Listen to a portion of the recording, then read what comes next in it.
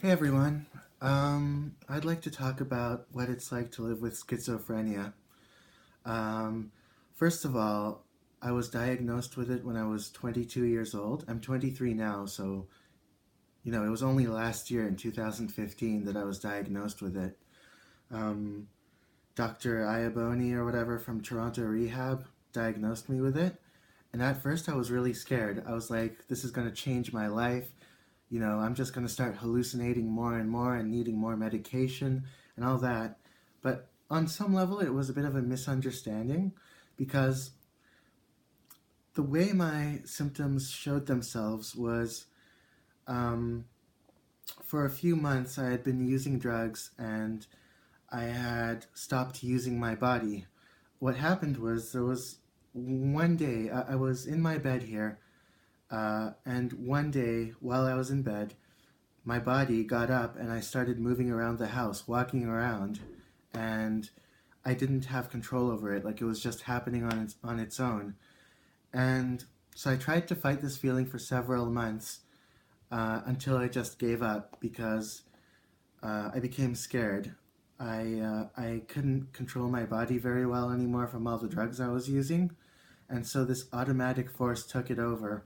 And for me, what this force was some other human, someone working for the government or someone somewhere in this universe, maybe even another being, maybe even not a human, um, someone controlling my body. And I don't really care what it was and what it still is.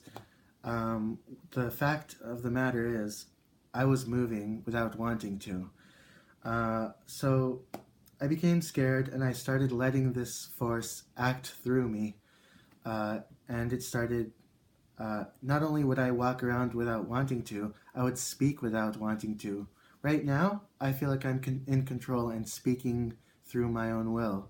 But what happened was I got really scared, and so I I ended up at Toronto Rehab because my body had made me jump off a balcony, my girlfriend's balcony, and I landed on concrete from about 5 meters or 14 feet from the ground. And I broke 8 bones, my heel bones, my pelvis, and 5 vertebrae.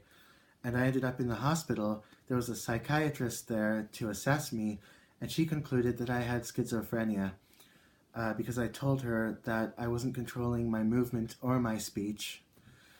Um, so So what happened, I guess, is from early in 2015, from almost New Year's 2015, I was abusing this stimulant called Vyvanse, and I had gotten into the habit of using between 12 and 20 Benadryl tablets, every other day roughly.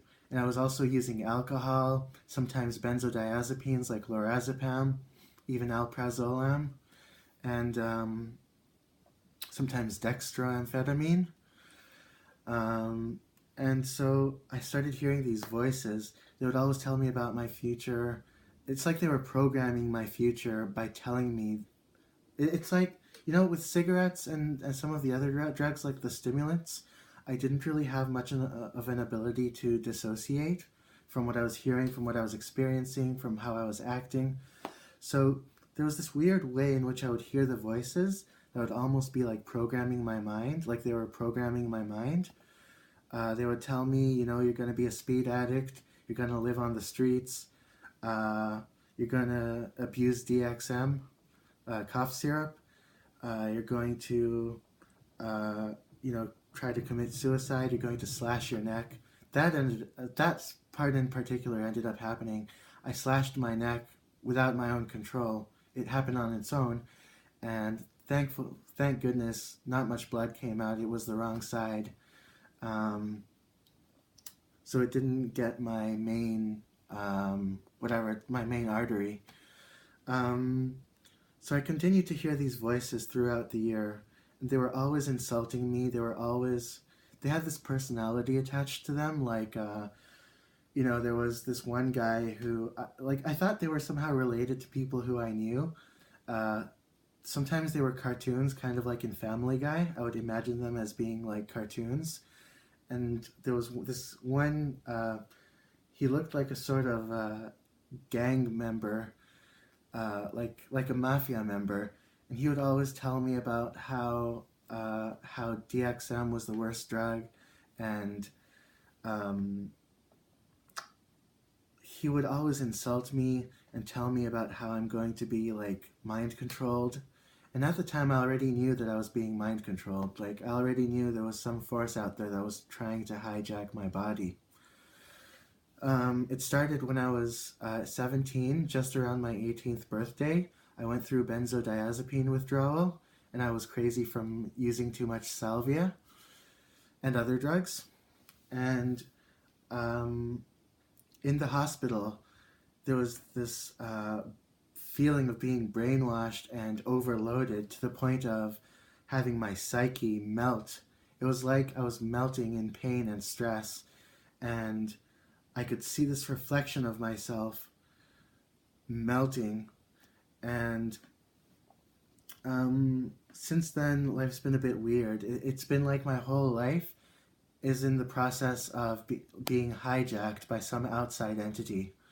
Like every single minute of every day, I feel this entity, this force upon me, bothering me, abusing me, hijacking me, and it never ends. It's like, I sometimes get this feeling that life is basically a gateway into a realm where people are tortured. It's so weird, like that. This life is just progressive torture. Um, So I just got to say that feeling of torture has partly left me. Maybe it's the medication, maybe it's the love my mother gives me, but I'm really happy about that. So you know, most of the voices, like the voices, have for the most part gone away. I sleep much better now. I don't go to any fucking hospitals. I hate hospitals. They've only ruined me. Ever since I was 9 years old, hospitals have only ruined me. I don't smoke anymore. That's good because that was worsening the psychosis, sort of giving me symptoms. I don't know if they were related to dementia or whatever they were, but they were really weakening my mind and my body. I was smoking about 50 at the time, and then I quit, and I'm glad I quit. That's what I have to say about my schizophrenia.